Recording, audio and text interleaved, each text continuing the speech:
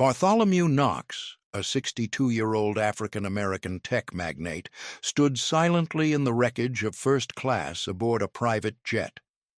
Blood trickled from the corner of his mouth where his lip had split, his deep eyes locked on the flight attendant who'd just struck him. Engines howled outside as the plane prepared for takeoff from Brighton Executive Airfield. Passengers gasped, some reaching for phones, others frozen in disbelief. Just 2 minutes ago, Bartholomew had commanded boardrooms worth billions. Now he stood, battered, disrespected, his dignity smeared across cabin walls. Across from him, the woman who dared slap a sleeping lion, Celeste Hartley, 38, her hand still trembling, her lips parted in shocked silence. She didn't know yet. She couldn't have known. But she'd just started a war against a man who'd made it through worse and torched giants for less.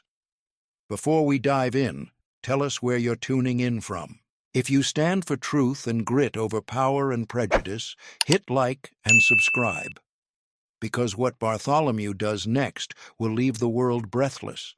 Bartholomew Knox had boarded the sleek private charter just minutes ago at Brighton Executive, his tall frame moving with the measured heaviness of a man who'd spent the last 16 hours outmaneuvering billion-dollar sharks in an unforgiving game of corporate chess.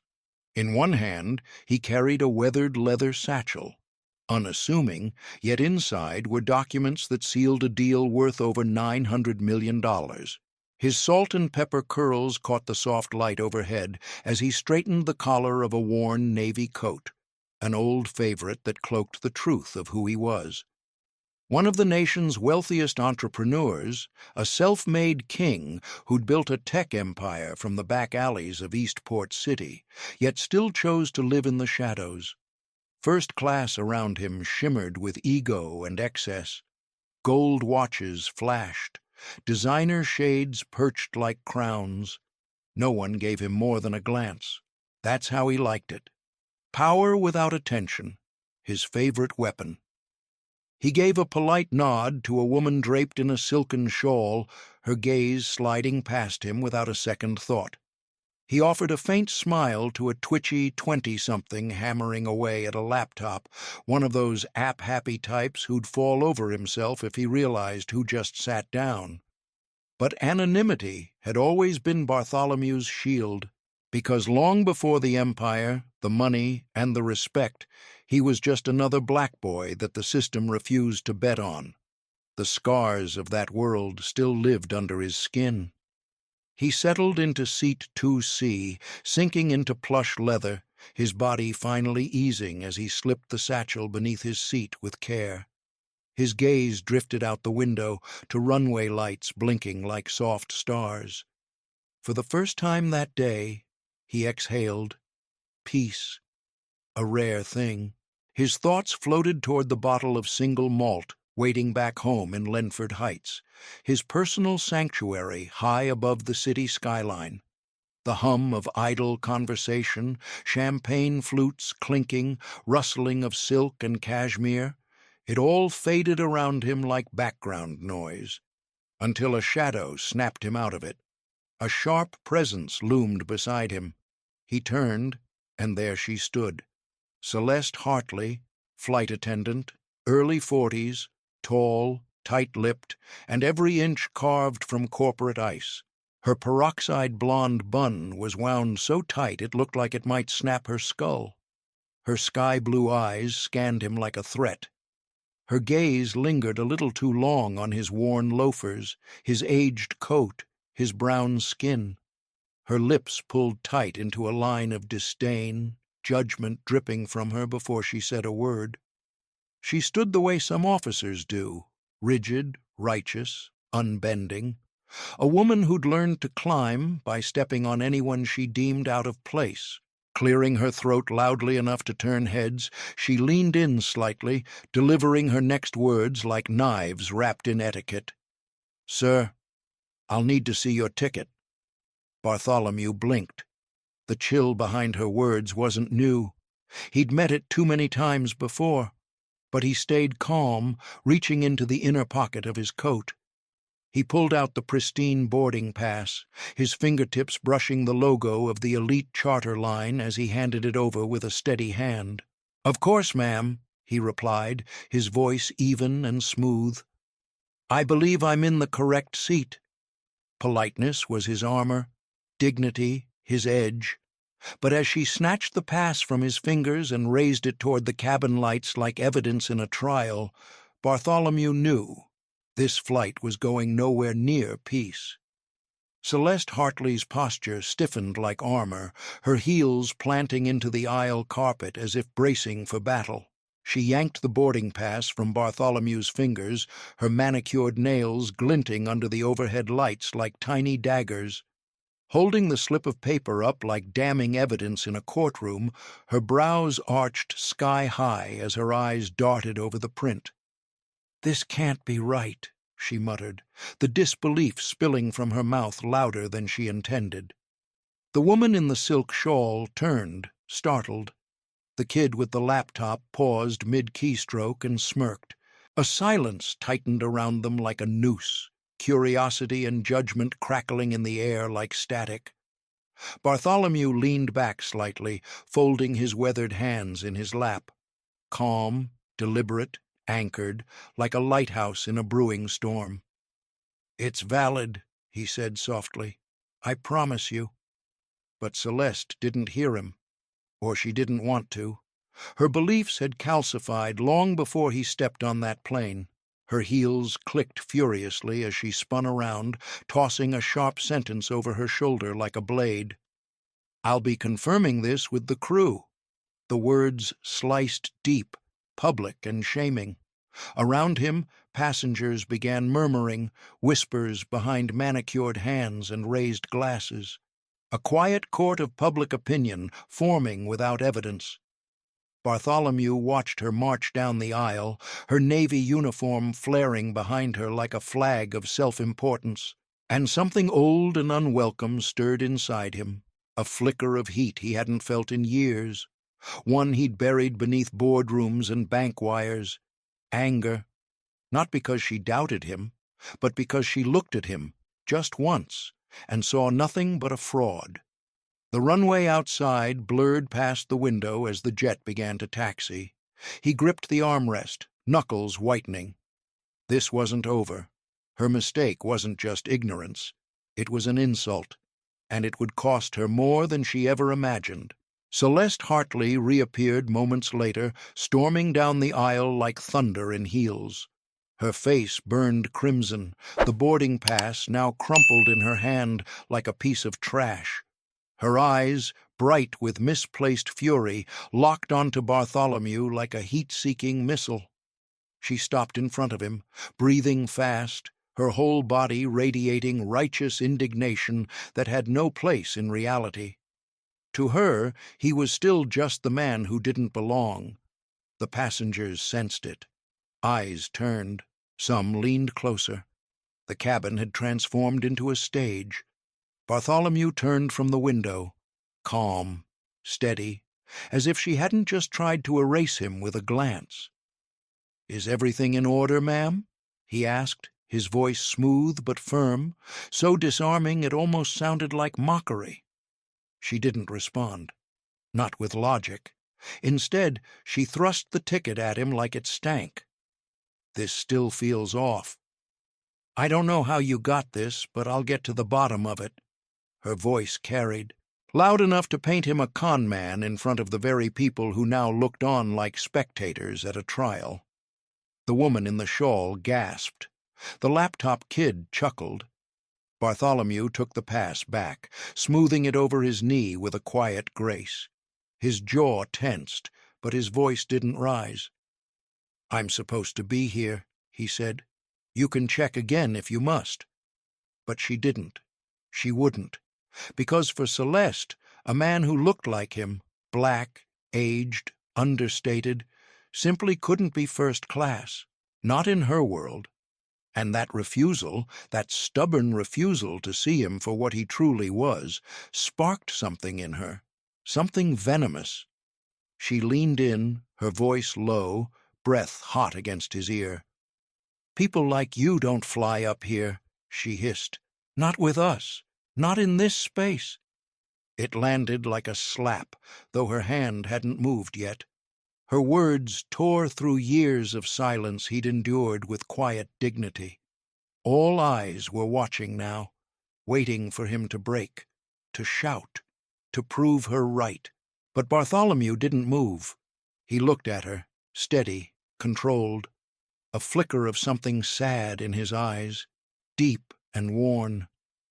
"I'm not going anywhere." Bartholomew's calm refusal struck Celeste like a slap to the ego. The man in 2C wasn't budging, his quiet defiance unraveling the script she thought she controlled. Her fingers twitched, fury bubbling beneath her rigid exterior. Then she snapped, "Get to economy now, or I will personally drag you there." Her voice screeched through the cabin, sharp and shrill, slicing through the tension like shattered glass. Passengers shifted in their seats. Some nodded, lips tight with approval. Others raised their phones, screens glowing with record buttons. Judgment swirled in the air, half excitement, half discomfort. Bartholomew shook his head slowly, purposefully. "This is my seat," he said, calm as stone. That was it, the spark. Celeste's hand flew in a blur, flesh against flesh. The slap cracked through the cabin like a rifle shot. His head whipped sideways, a single line of red traced down from his lip where her ring had caught skin. Gasps erupted. A woman cried out, "Oh my God!" A man in a pinstriped blazer muttered, "Finally!" Someone needed to do that. The reaction split the cabin in two, a mirror of the world outside. Some stunned, others gleeful. Phones tilted, fingers tapped. The moment immortalized. Celeste froze. Her hand still hovered in the air, her chest rising and falling in jagged bursts. A wild cocktail of triumph and panic flickered in her eyes.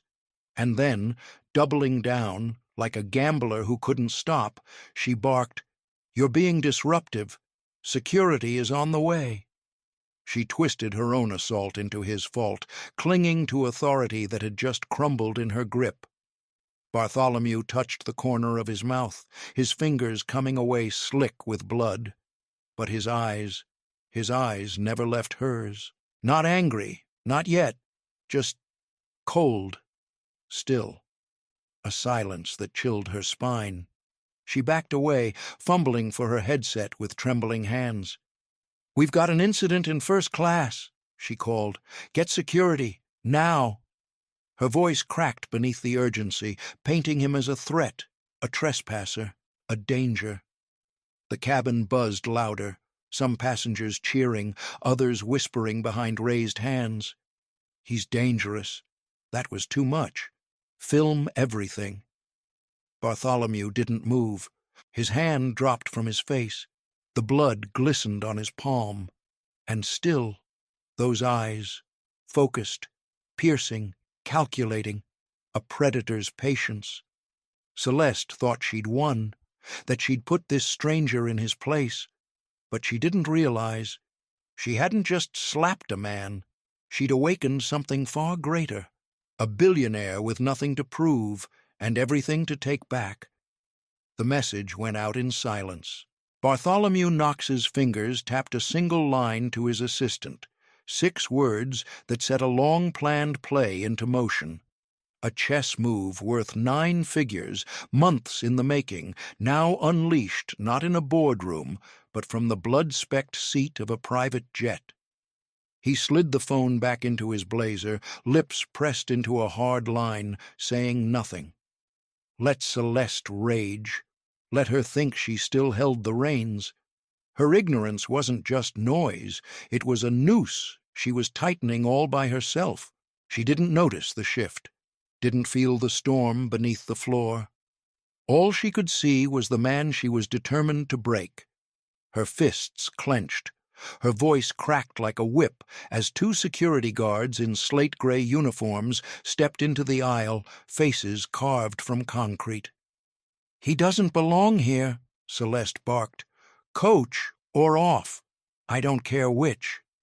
Gasps scattered through the cabin. The woman in the silk shawl nodded. The laptop kid chuckled under his breath. Serves him right. But not everyone joined the chorus. A mother in seat 5B clutched her child and whispered, "This isn't right." The reactions fed Celeste's fire. Her spine straightened, her power inflated, fragile, imagined. She had no idea the ground beneath her was cracking wide open. Bartholomew turned slowly toward the guards, his deep brown eyes unreadable. He raised one hand, calm and deliberate. "Check with your captain," he said, his voice low, velvet over steel. Something in his tone made one of the guards pause. His brow twitched. He touched his earpiece. Static crackled. A voice murmured. Celeste scoffed, eyes wide with disbelief. "He's bluffing. He's nobody." Her voice wavered, her cheeks flushed. Then she shoved him.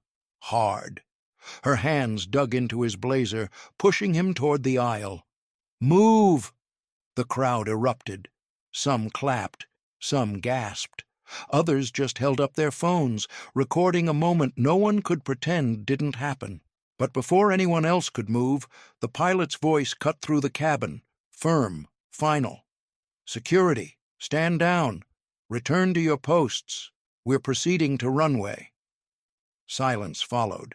Shock hit like turbulence. The guards froze. Eyes darted between Bartholomew and Celeste. One muttered into his mic, "Say again?" The other slowly stepped back, confused. The cabin door hissed shut. The engines roared. Takeoff was imminent. Celeste whirled toward the cockpit, voice rising into disbelief. "What? No! He's a threat!" She stormed forward, pounding her fists against the door. "You can't let him stay. He's dangerous." No answer, only the whine of jet turbines spinning into motion. She turned, breathless, panicked. The cabin spun around her like a collapsing stage. Bartholomew adjusted his blazer, calm as ever. He wiped the blood from his lip with one finger, eyes never leaving her. And then his phone buzzed. One word, acquisition complete. He now owned the airline. The smirk that tugged at his mouth was almost invisible. Almost. She had no idea. The man she slapped, shoved, humiliated in front of a plane full of strangers, now owned the sky she flew in. He leaned back, legs crossed. His gaze swept across the faces who'd cheered her on. The shawl woman, the smirking kid, the smug man in pinstripes. He logged every seat, every expression, every betrayal. Later, they would matter. For now, he simply sat, quiet, composed, while Celeste Hartley paced like a storm with nowhere to strike, sensing something had changed but blind to the source. Her control unraveling, her certainty fading. The jet lifted off, and with it her fate drifted out of her grasp, already spiraling far beyond what she could stop. The war had begun. She just didn't know it yet. Celeste Hartley stood near the front of the cabin, her blue eyes glinting with self-satisfaction as two security officers re-entered the jet. Their boots thudded heavily against the plush carpet, shoulders squared, jaws tight. They flanked Bartholomew Knox, grim-faced. One of them barked, "Let's go, sir. Off the plane." No room for debate. No pause for context. Celeste watched, arms crossed, chin tilted high like a queen, watching her verdict carried out. The woman in the silk shawl offered a smug nod. The kid with the laptop grinned, camera pointed. The man in the pinstripe suit clapped. Slow, theatrical. "Finally," he said, his voice gravelly with glee.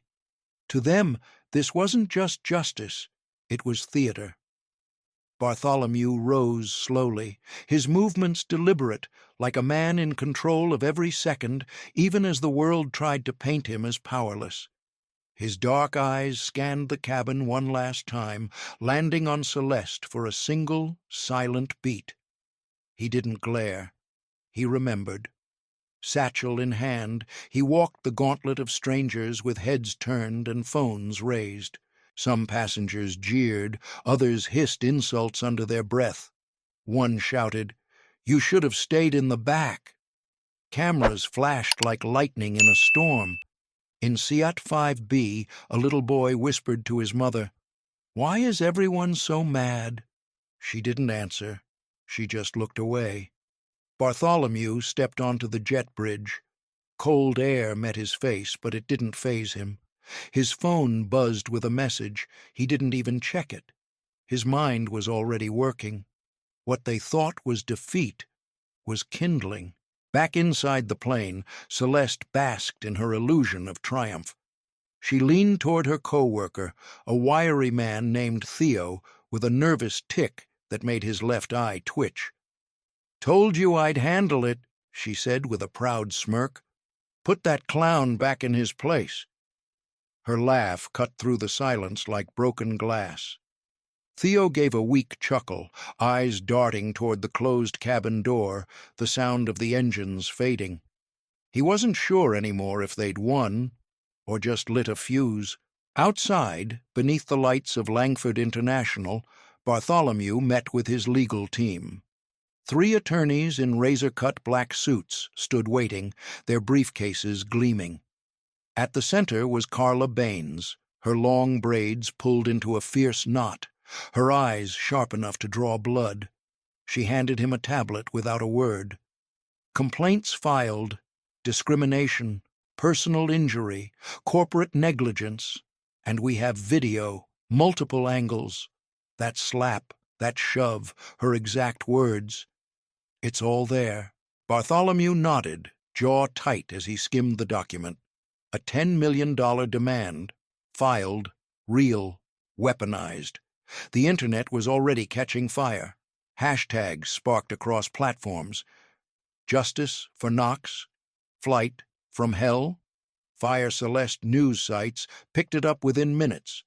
Headlines screamed, "Billionaire humiliated on luxury jet flight attendant under investigation after slap Celeste Hartley's name was everywhere."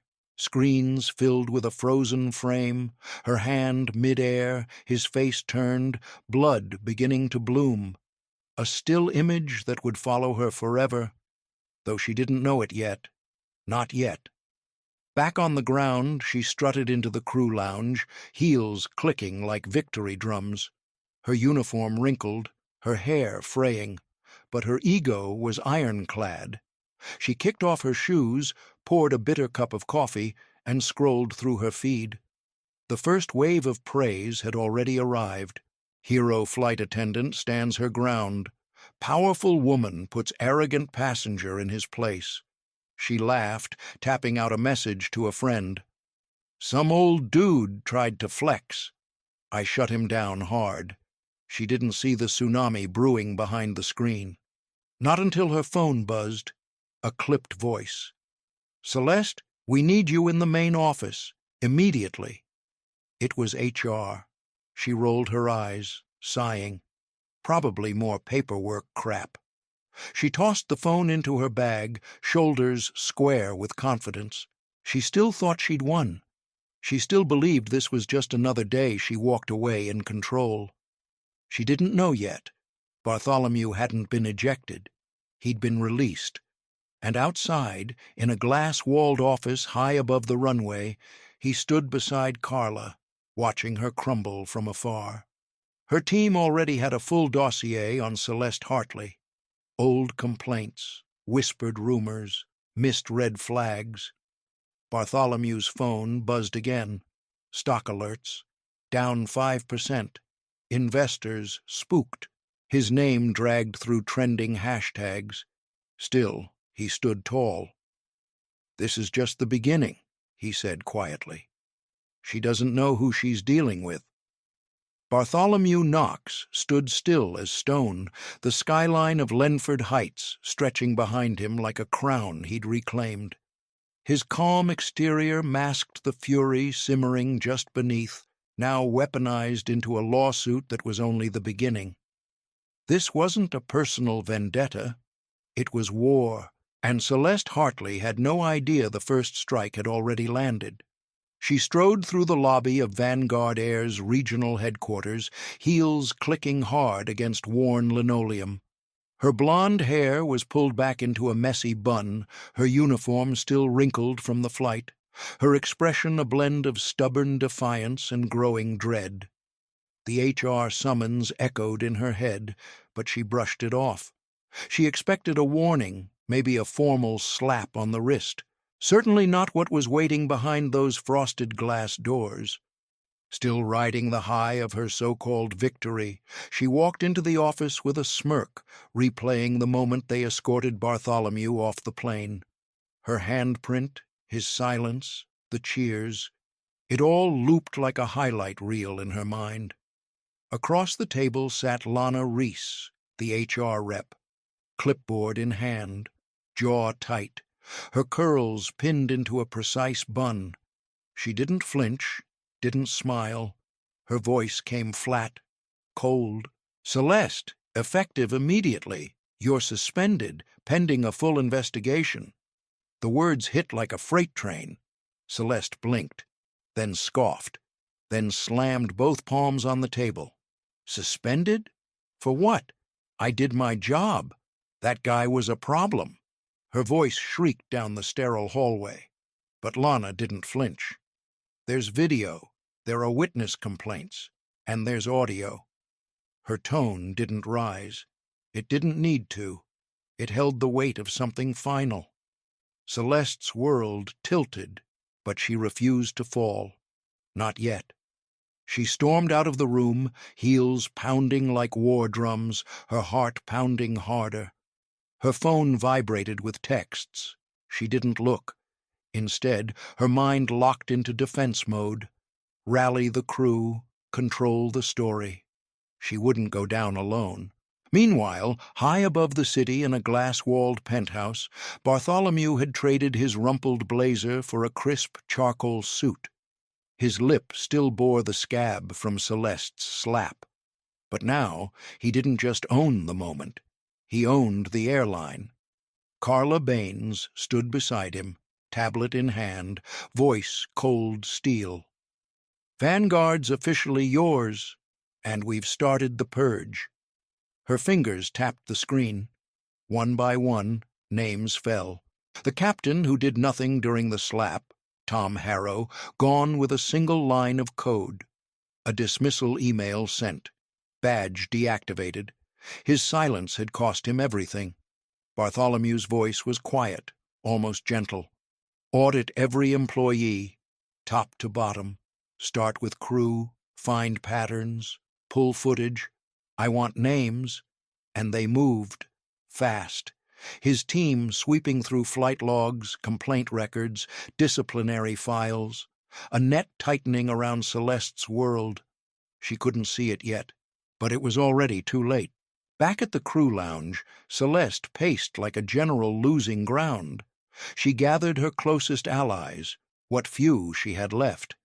Theo, still twitching, still loyal, for now. "They suspended me for keeping order," she barked. "We can't let this stand. These spoiled elites think they can buy their way out of consequences. Someone has to draw the line." A few crew members nodded hesitantly, but Theo looked pale. "I don't know," he muttered. "They're saying that guy, Bartholomew, he's not just some guy. He bought the company." Celeste laughed. Too loud, too sharp. "What? Him? Please? That old man?" She waved it off, scoffing, denial her shield. But then phones buzzed around the room. Heads dipped, eyes widened, screens lit up with headlines that told a very different story. Billionaire buys, airline after discrimination scandal, flight attendant suspended following viral slap. Celeste, the racist, trending. Worldwide, her hands trembled, not from guilt, from fear, because now everyone knew. That night, her apartment door rattled with a knock she didn't expect. She opened it, blinded instantly by a flood of camera lights. A reporter from Channel 6 shoved a mic in her face, voice loud and merciless. "Celeste Hartley, did you know Bartholomew Knox was a billionaire when you slapped him? Was your attack racially motivated?" The camera rolled, neighbors peeked from behind curtains. Her skin flushed red-hot. "He provoked me," she stammered. "He didn't belong there." The words fell out like broken glass, weak, hollow. The reporter leaned in. "There's video showing otherwise. Care to explain?" Her hands shook. She slammed the door shut. The slap echoed again, this time from her TV screen, frozen in high definition. Her hand raised, his head turned, the blood visible. Online, her name was everywhere. Her social media, a war zone of hate mail and hashtags. She still thought she could win. But Bartholomew was only getting started. The mail piled higher each day, thick envelopes and handwritten curses. "You're done. Rot in hell, racist. Your face will never leave the internet." Celeste Hartley sat hunched on her living room couch, the cushions sagging beneath her like the crumbling ground under her feet. Her defiance, once her shield, was curdling now into something bitter and stale. She stared blankly at the TV, her own slap frozen on screen like a painting she couldn't escape. She muttered to no one, voice low and shaky. "They'll see I was right. Eventually." Her phone lit up. Another call from HR. She knew she couldn't dodge this one. Up in Lenford Heights, Bartholomew Knox watched the chaos unfold from the glass corner of his penthouse. Behind him, Carla Baines and her legal team worked like surgeons, dissecting every detail of Celeste's past. Her outbursts, her incident history, her buried complaints. A pattern, Carla had called it, one of quiet cruelty toward minorities masked behind policy. Bartholomew's lips curled slightly as he whispered, "She's doing this to herself." His wrath wasn't loud. It didn't scream. It came like slow pressure, tightening inch by inch, and soon it would crush. Her allies were slipping away. The tide was rising. But Celeste still believed she could swim. A few days later, Bartholomew took the stage at the Astoria Grand Hotel, the ballroom packed with reporters, influencers, and executives. The polished floor shimmered under the spotlights as he stood tall in a crisp charcoal suit, the scar on his lip still faintly visible, his only reminder of the slap that launched a reckoning. Carla stood beside him, tablet aglow, her braids catching the light. His legal team flanked him, iron-faced. Cameras flashed like lightning. Mics reached like claws. Bartholomew raised a hand. The room quieted. "Discrimination," he said, voice deep and clear, "is not a buzzword. It's a wound we're done ignoring." He laid out the new future of Vanguard Air. Mandatory diversity training, internal accountability reforms, public transparency, a culture reset, starting with leadership. His words rang like a promise. The stock rallied. The crowd clapped. Even the former doubters nodded. The woman in the silk shawl watched from home, her smirk long gone. The laptop kid sat silent, the screen glowing with Bartholomew's name. This was his moment, until the doors burst open. A gust of energy swept into the room as Celeste stumbled in, hair loose, gray dress clinging to her, eyes glassy with tears that sparkled under the lights. The room froze. Reporters turned, phones rose, mics shifted. She staggered forward, knees wobbling, hands clasped like a penitent schoolgirl. "I'm so sorry," she wept, voice trembling like a violin string. "I was wrong. I've been harassed, threatened. I'm not built for this hate." Bartholomew's sentence cut off mid-word. He watched as the crowd began to shift. Eyebrows raised, sympathies softened, murmurs grew. Carla leaned in, voice like ice. "She's flipping it." And she was. Like a magician, Celeste spun her narrative with aching clarity. I panicked. I didn't mean to hurt him. I didn't know who he was. I just wanted to do my job. Tears streaked her cheeks. Her knees buckled into a dramatic collapse. The performance would have made an actress proud. Bartholomew's fingers curled. She wasn't apologizing. She was rewriting. Her defiance had twisted into victimhood, and the crowd was eating it up. Carla's voice sharpened in his earpiece, public opinion's wobbling. "We're losing ground." The press leaned toward her now. Reporters pressed forward. "What exactly happened on that flight? Was Mr. Knox threatening?" Celeste sobbed harder. "He scared me. He was aggressive. I didn't know what he'd do." The sympathy in the room shifted like sand in a storm. Then came the dagger. Her lawyer stepped forward. Greg Stanton, slick, smug, pinstripe suit pressed sharp. He opened his briefcase with a theatrical snap and pulled out a USB drive. "We have footage," he announced. The room fell silent. The screen flickered to life behind Bartholomew. Grainy footage played, Celeste seated, Bartholomew towering above her. The audio was distorted, his voice twisted. "You'll regret this. I'll ruin you." The room gasped. "Oh, my God! He threatened her," someone whispered. Bartholomew's pulse spiked. He'd never said that. The video was a lie, a fabrication, a deepfake or a spliced clip. But it didn't matter in that moment, because truth had to race. And lies always got there first. The press roared, phones flashed. Celeste curled into her chair like a wounded dove. Greg smirked.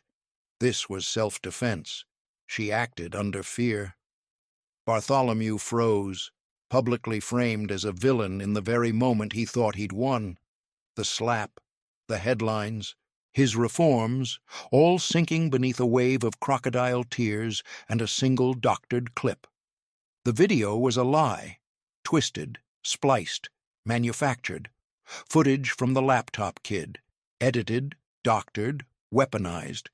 A version of Bartholomew Knox that never existed flickered across the ballroom screen, grainy, shadowed, and speaking words he never said. "You'll regret this. I'll ruin you." The crowd gasped. Bartholomew's jaw clenched, his heart hammering against his ribs. Carla's hand gripped his arm. "It's fake." "We'll prove it," she whispered, fierce but shaken.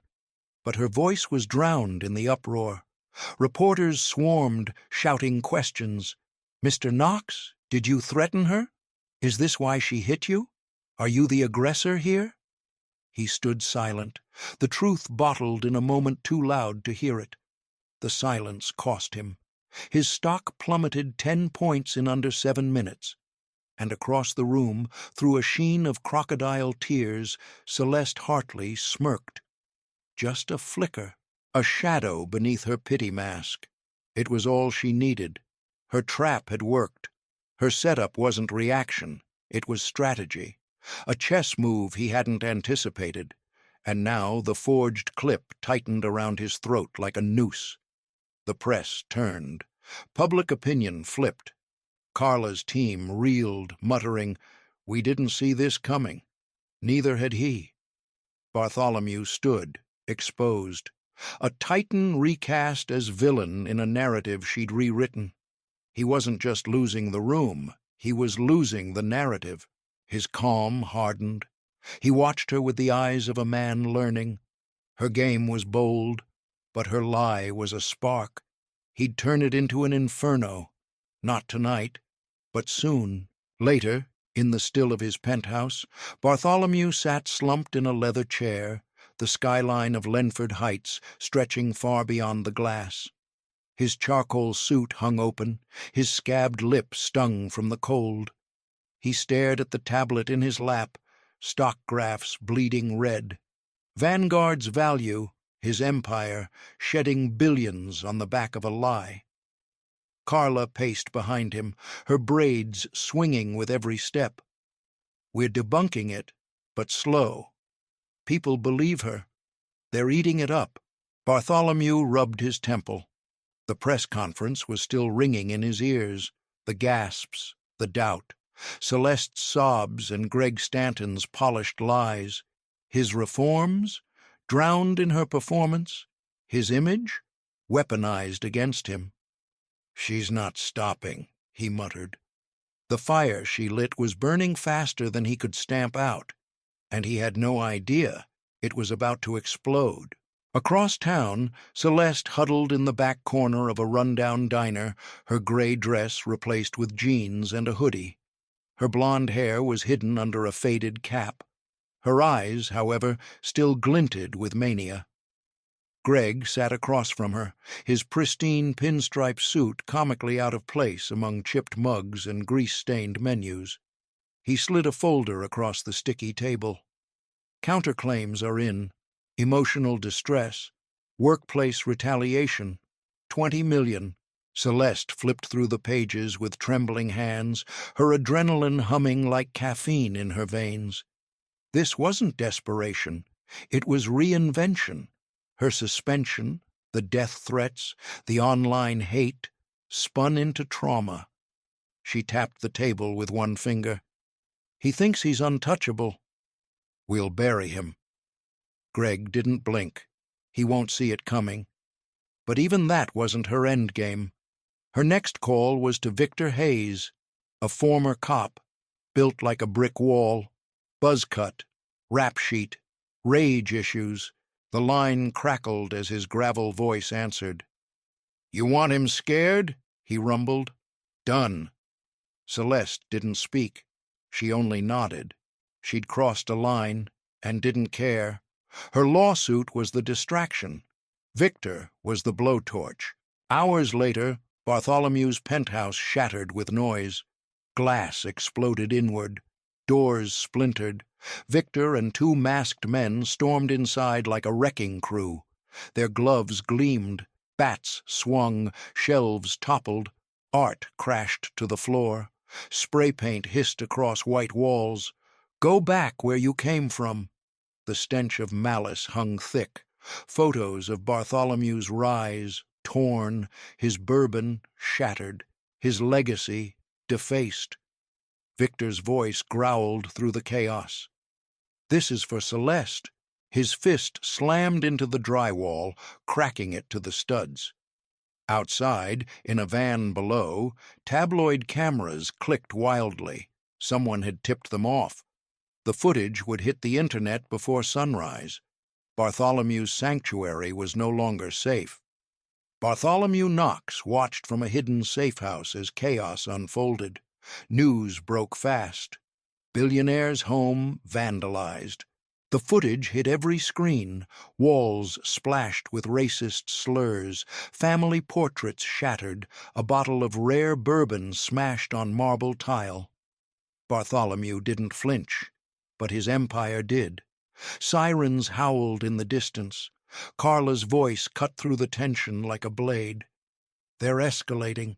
We need security, now." He gave a grim nod, gripping his satchel like it held the last thread of control. The weight of his empire pressed against his chest as the call came from his top investor, Paul Crenshaw, a wiry man whose loyalty was measured in stock price. "Bartholomew, I'm out. This is too messy." The line went dead. The vandalism wasn't just violence, it was strategy, a public wound. And across town, Celeste Hartley cackled into her coffee at a cheap diner, her gray hoodie pulled tight over her head, the screen of her phone glowing with headlines. "He's finished," she whispered to Greg, her voice jagged and cruel.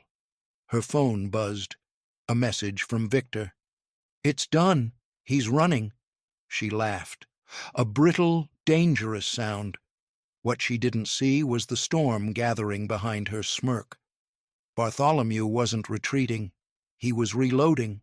Tucked inside a nondescript brownstone in Queens, Bartholomew sat in the dim glow of a safe house, his suit replaced with a black hoodie.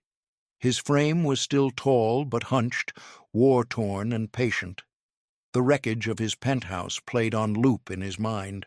Spray paint still stung his memory. His team circled him. Carla. 2 techs. The air smelled like burned coffee and tension. "She's behind this," Carla snapped, eyes on her laptop. "And she's not acting alone," Bartholomew said. His tone was low, but it pulsed with fury. Victor's name swirled in his mind like smoke. His style, his stench, was all over the break-in. Then came a spark of hope. Rico, their hacker, joined the secure call. A kid with dreadlocks and a keyboard like a sword. Got a trace. Victor's IP is tied to the fake footage. He planted it. Timestamp confirmed. Bartholomew's jaw flexed. He stood slowly. "We go live. Tonight." The plan snapped into motion. A prime-time interview. Channel 6. The same network that once shoved a mic in Celeste's face. Bartholomew adjusted his suit, charcoal, sharp, composed, but inside his fury smoldered. The safe house buzzed like a war room. Rico uploaded the receipts, logs, IP trails, file hashes, all pointing to Victor Hayes, the ex-cop thug Celeste sicked on him, and the doctored video. Everything Celeste had built was about to collapse.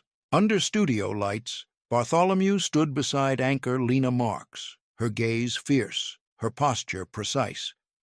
Cameras rolled. The screen behind him flickered to life. "Celeste Hartley framed me. Here's the proof." Bartholomew's voice didn't shake, didn't falter. The footage played.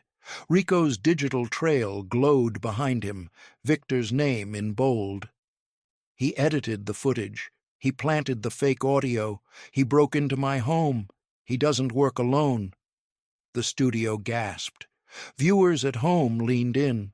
Across the city, the woman in the silk shawl and the laptop kid sat frozen, suddenly less sure of their laughter. Carla's voice buzzed in his earpiece. "We've got more. Celeste's record. 5 complaints. Racial bias. Suppressed by Vanguard's old guard. On screen, names flashed. Dates. Incidents. Ignored warnings. Swept under slurs." Bartholomew stepped forward. "She's no victim. She's a bully who found a spotlight and used it to burn down a man's life." The countersuit she'd filed began to crumble live on air. Her narrative, once sharp and righteous, now flickered like static. The internet turned. "Knox is back. Victor exposed." Lies' unraveled stocks ticked upward, slowly but surely. In a tiny apartment across the city, Celeste stared at her phone, frozen as her notifications exploded. No, no, no, no. The headlines turned. The clips were everywhere. Her smirk dissolved. Her world shuddered. Bartholomew exhaled for the first time in hours. The lights warmed his face. The anchor smiled, microphone raised. "Bold move, Mr. Knox." He nodded once. He thought it was over. But she had already lit the next match. Bartholomew Knox took a steady breath, a breath he hadn't felt safe taking in days. His truth had landed. His stock had ticked upward. The crowd had started to believe again, until Victor struck, a shadow with no leash, no morals, and no off-switch. Furious that Celeste was losing grip, Victor lashed out like a wounded animal. He didn't need permission, just rage. The ex-cop dug deep, planted forged tax records in Bartholomew's company servers, faked invoices, created shell accounts, used a burner phone to tip off the IRS. His message was simple: check Knox's books. The blow hit like a freight train. Bartholomew was mid-speech. standing beneath hot lights, his voice rising. "We're rebuilding trust." The doors exploded open. 6 federal agents, dark suits, badges flashing like lightning. "Bartholomew Knox, you're under investigation. Step away from the podium." Gasps erupted from the audience.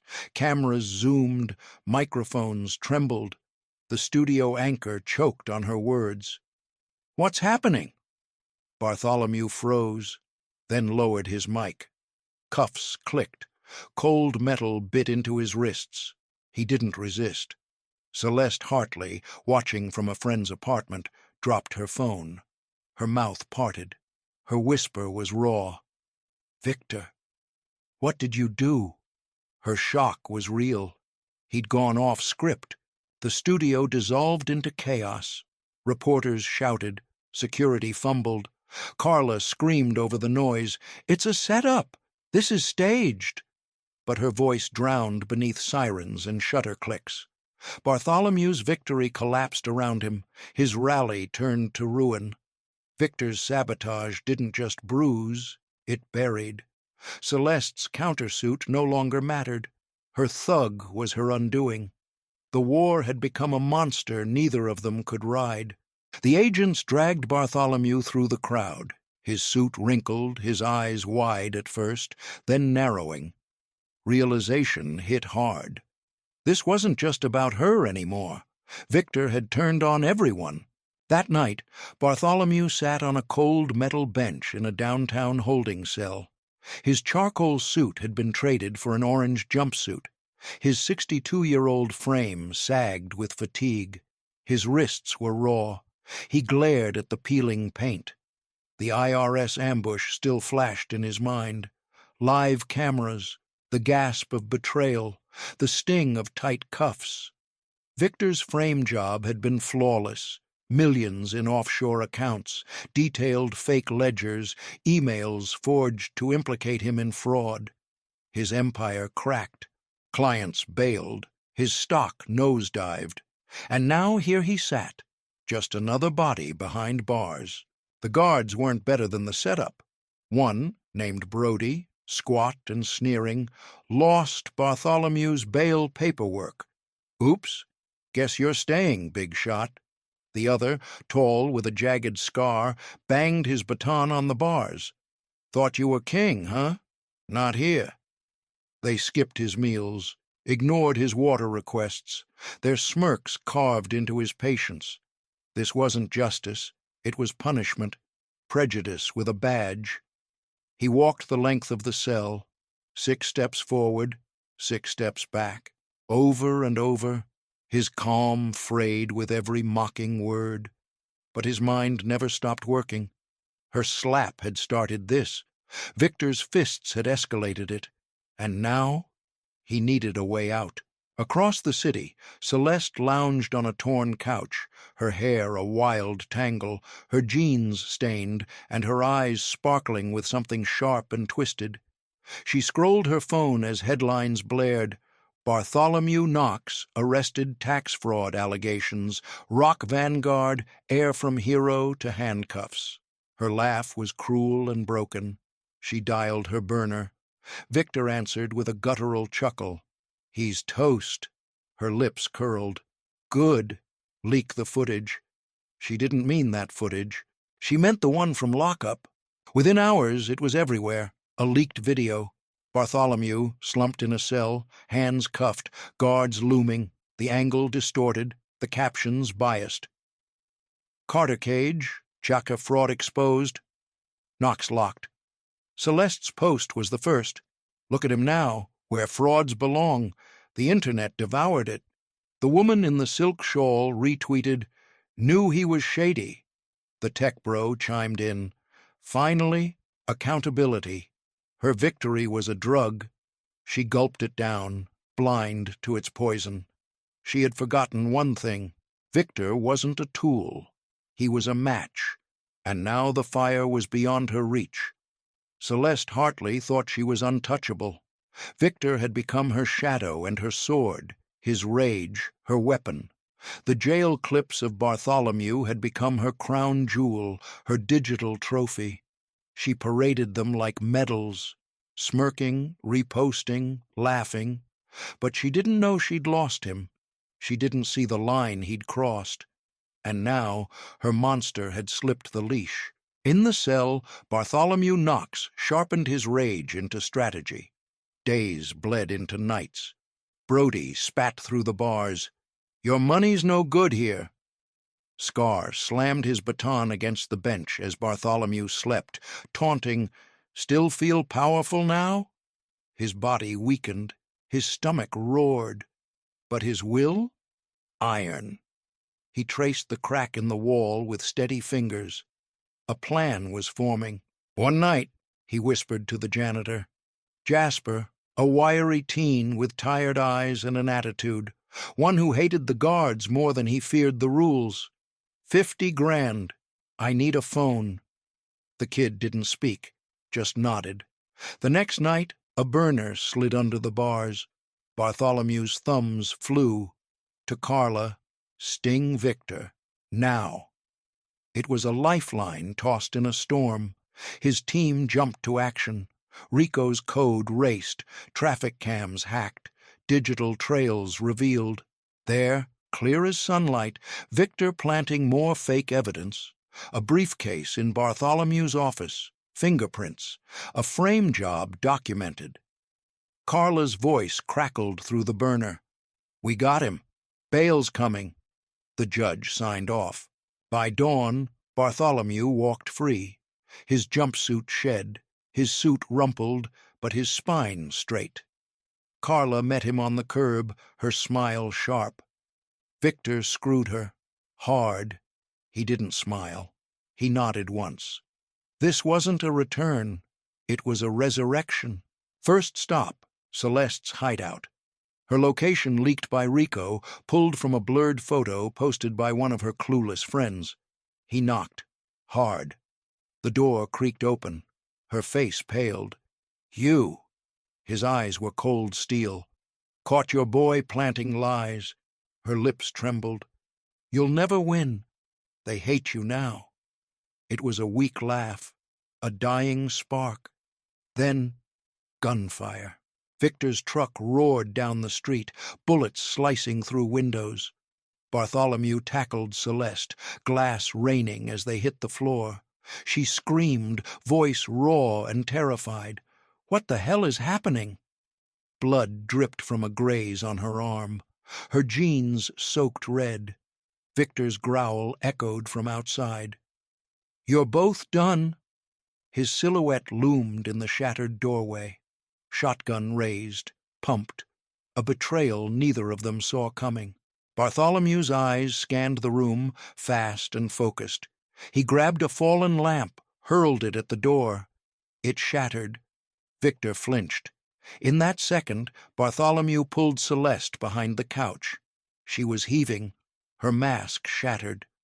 "I hired him to scare you," she gasped. "Not this. I lost control." He yanked out his phone, smearing her blood across the screen, and hit record. "Say that again." Her voice trembled. "Victor trashed your place, faked the taxes. I told him to scare you, not kill you." Her confession, her undoing. As bullets tore through drywall, Bartholomew's face hardened. Victor was close. His boots crushed broken glass. No loose ends. The apartment was a war zone. His satchel, gone. His company, distant. Survival was the only agenda now. "We're getting out." He whispered it like a command. He shoved Celeste toward the back door. She stumbled, bleeding and limping. He kicked it open. Rain slicked the alley behind them. He hauled her forward as more shots rang out, Victor's fury chasing them like a curse. Her wound slowed them. His mind raced. Save her? Leave her? Just for a second. He considered it. But humanity won. He dialed 911 with shaking hands. Shots fired. One down. Ambulance now. Sirens screamed in the distance. Celeste's phone, still recording, captured every breath, every gasp, her fall, her fear, her unraveling. Then, Victor hacked the stream, spliced it, overlaid footage, distorted audio, and live to the world, a twisted version aired. Carter blackmailed me. Gunshots, Bartholomew looming, a scream. The internet exploded. Knox Monster. What did he do now? People saw blood, chaos, shadows, no context, just carnage. Bartholomew's safe house, gone, his team, scrambling, Celeste, bleeding in his arms. "You should have let me die," she whispered. The alley pulsed with sirens. Paramedics flooded in. Cops, too. As they surrounded him, Bartholomew raised his hands. It's not what it looks like, but they didn't hear. Victor was already gone, vanished into the night, his betrayal complete. The screen lit up with lies. Victor had hijacked the feed.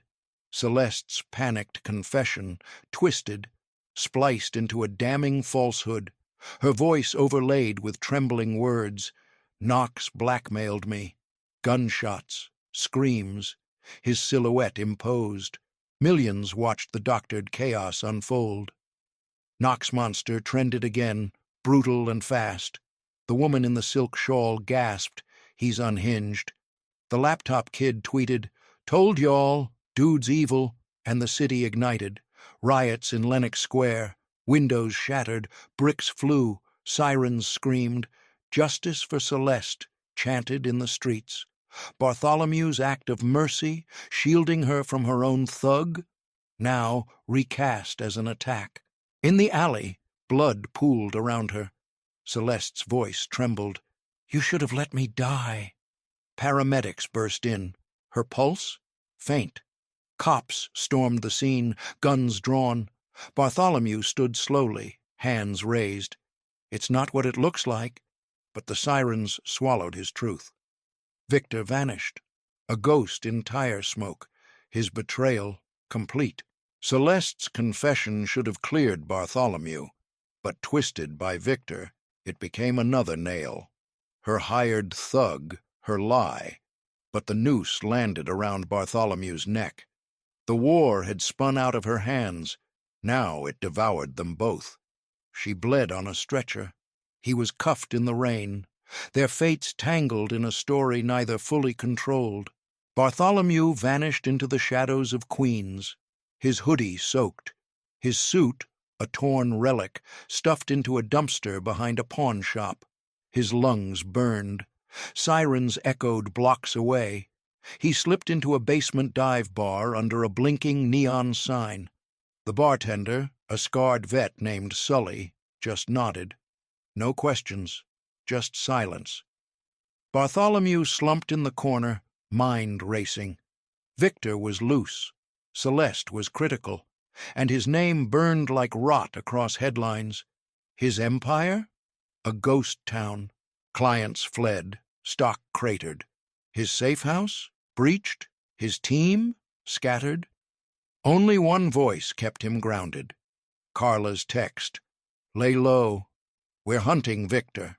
Then, Rico pinged. A lead, a name. Senator Dalton Grayson, the silver-haired gatekeeper who'd blocked Bartholomew's tech deal months ago. A man cloaked in fake civility. A man who smiled while killing dreams. And now, the rot behind the curtain. Rico's hack unearthed it all. Bank records, payments from Celeste to Grayson, audio recordings, her voice, "Keep Knox down." Grayson's reply, "He's dangerous. He'll ruin our grip." The betrayal ran deeper than Victor. This was a machine, a system.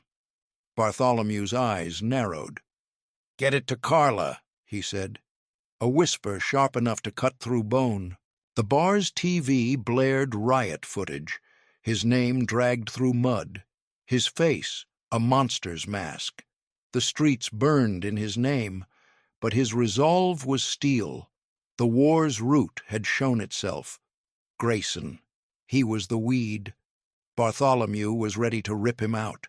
3 days later, the Waldwick Grand Hotel, charity gala, champagne, diamonds, elites in silk and satin. Grayson stood at the podium, voice smooth, smile sharp. "We need order, not chaos." Bartholomew slipped in, tucked in black, stolen credentials in his pocket, his face half-shadowed, lips scarred. Carla waited outside. Rico's message blinked on his burner. Jumbotrons hacked. Ready. Her follow-up. "Go," Grayson continued. "This country needs accountability." Bartholomew stepped forward. The screens behind the senator exploded with truth. Bank transactions, names, accounts, dates. Celeste to Grayson, Grayson to Victor. Then audio played. Celeste. "He's a threat." Grayson. "I'll bury him." Then Victor's voice. "I'll torch his world." The crowd gasped. Wine glasses fell. A CEO choked on his canapé. "What the hell is this?" Grayson froze, his face drained white. "That's fake," he shouted. Bartholomew's voice cut through. "It's real. You backed her. You funded this." The room swirled in chaos. Security froze. Then FBI agents surged in. "Senator Grayson, you're under arrest." The crowd parted like water. Grayson struggled. "You can't do this. I'm a senator." Cuffs clicked. Rico's data played on loop. The conspiracy collapsed live. Celeste's empire of deceit shattered. Victor's silence grew louder. The war's root was cut. And Bartholomew? He didn't smile. He simply watched as the rot fell. The ballroom gasped. Champagne flutes shattered against marble floors. A CEO choked on his hors d'oeuvre. Senator Grayson's face drained of color. "This is fake," he bellowed, but his voice was lost beneath a storm of outrage. Bartholomew Knox stepped forward, his tone a thunderclap. "It's real, Senator. You backed her." Cameras spun, reporters shouted. Then FBI agents flooded the stage. "Senator Dalton Grayson, you're under arrest." Cuffs snapped into place. Victor Hayes, caught mid-escape at the rear service exit, was tackled by plainclothes agents. His buzz cut ducked low. "She made me," he spat. No one listened. The conspiracy collapsed like a house of cards. Bartholomew's stock began to tick upward. His empire, still scarred, took a breath. Whispers rippled through the crowd. "He's innocent." Even the woman in the silk shawl looked down. The tech bro sat in stunned silence. Bartholomew's chest heaved. The war's root had been cut. Grayson indicted. Victor caged. Celeste Hartley? Gone. Until... Screeching tires. Outside. Carla's text buzzed on his burner. "Ambulance escape confirmed. Rico's tracking. She's driving." He barely had time to spin toward the exit when... Boom! The gala doors burst open. A silver sedan roared into view, her hair a wild halo, her blue eyes unhinged, her scream a banshee wail. "You'll never outlast me." She floored the gas. The car slammed into Bartholomew's limo. Metal shrieked. Glass exploded. The vehicles skidded across the curb and plunged off the bridge. The Hudson swallowed them whole. The crowd screamed from above, "No!" Carla shoved past security. Bartholomew! His final stand, a victory drowned in madness. Celeste had turned her vengeance into a suicide pact, one he'd never agreed to. Below, Bartholomew thrashed in the freezing dark, his tux soaked, heavy as grief. Her final scream echoed as water rushed in. "You'll never outlast me." Her sedan wrapped around his limo, a steel tomb. His lungs burned, his chest convulsed, his hands clawed toward light. Above, floodlights split the river. Rescue divers dove in. "We've got movement," someone shouted. Ropes snapped taut. Bartholomew broke the surface, gasping. Hands dragged him into a rescue boat. "He's alive!" a medic shouted. Blankets swarmed him. His lips split, fresh blood mixing with river muck. His pulse fluttered, eyes wide. The skyline blurred as paramedics pressed on his chest. "Stay with us, Mr. Knox." His mind swirled. Victor, cuffed. Grayson, indicted. The Jumbotron confession. The truth, finally aired. His empire, breathing. But her? Gone. Divers shouted up, "Her body's not here. The car's empty. Just a bloated sedan. No sign of Celeste. The river, a grave with no proof." The city cheered. He made it. News choppers whirled above. Bartholomew's final stand, a flicker reignited. But her shadow lingered. A ghost he couldn't shake. Days later, a hospital room, white walls, monitors beeping. Bartholomew lay still, tubes snaking from his arms, his hoodie folded at his bedside, his eyes hollow. Watching the news through a haze, the anchor's voice droned, "Celeste Hartley, martyr or madwoman?" They called it a tragic ending. Her sedan recovered. Her body found miles downstream. Blonde hair matted, skin bloated. But he didn't buy it. Not yet. Not with her history. Not with her talent for escape. The news spun its final web. Celeste Hartley, tragic victim or broken villain. A lie dressed in sympathy. The woman in the silk shawl sobbed to the camera. She was terrified. The tech bro typed, Knox pushed her too far. And so the riots calmed. Hashtags cooled. Celeste. The tragic trended. The streets went still. Bartholomew Knox's stock steadied. His team moved fast. Victor, arrested. Grayson, awaiting trial. And Rico? He leaked it all. Audio, documents, surveillance. She framed him, Carla whispered, tears in her eyes. The city split. Some cheered, "He's cleared." Others cursed. Too little, too late. His empire, still limping, stood. Carla at his side. "We've won. Mostly," she said. A trial set. Skylure overhauled. Diversity campaigns rolling. His justice? A phoenix forged in betrayal. But the news painted Celeste's end as poetic. A broken woman. A misunderstood martyr. A myth he loathed. Because he knew the truth. He had saved her once. His mercy in that alley, a kindness that backfired, hard. That moment had spawned this storm. His gaze drifted toward the window. Manhattan glowed below. This was his city again. And still, something gnawed at him. Then a nurse entered. "Mail came yesterday," she said gently. "A single envelope. No return address, no stamp. Just his name. Handwritten, slanted, jagged. Celeste's handwriting. His fingers trembled. He tore it open. 3 lines, scrawled in black ink. "You think you've won. This isn't over." See, his breath caught. A chill surged down his spine. Had she mailed it before the crash? Or was she still alive? His voice a whisper. She staged it. The river? A decoy? Her body? A double? The car wreck? A sleight of hand. Carla's eyes widened. Impossible. But the tremble in her voice betrayed her doubt. The proof? Gone. Washed away in the Hudson. All that remained? This letter. A taunt. A ghost's promise. A final twist in a war that refused to die. Bartholomew crushed the letter in his fist.